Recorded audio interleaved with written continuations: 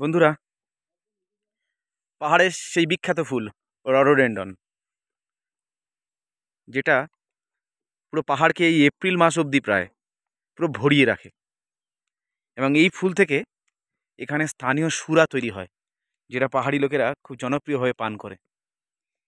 এবং পাহাড়ে আজকে রডোডেন্ডনের আগুন লেগে গেছে বোধহয়।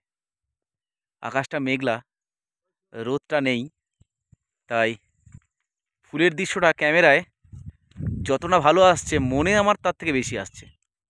অপূর্ব সুন্দর, অপূর্ব। এবং ওই দূরে রডোডেন্ডন ফুল শুকাতে দেওয়া আছে, পরে ওটা থেকে ওরা সুরা তৈরি করবে বা ওয়াইন তৈরি করবে। সেই ওয়াইন ওরা স্থানীয়ভাবে খায়। ও ওই যে শুকোতে দিয়ে হ্যাঁ, দিই। প্রত্যেক জায়গায় দেশীয় যে উপায়গুলো থাকে, সেই দেশীয় উপায় পাহাড়ি মানুষদের, সেটাও একটা উপায়। এবং রডোডেন্ডনের গাছের নিচে পাপড়ি প্লাস্টিকের মতো সুন্দর, প্লাস্টিক যেন পাপড়িগুলো প্লাস্টিকের, খুব সুন্দর লাগছে। এবং জঙ্গল, আমরা যে সময় এই এসছি পাওয়ার কথা কি আর করে 2-4 দিন পরে হ্যাঁ সব ফুল ঝরে যাবে, এখানকার স্থানীয় যারা তারা বলছে।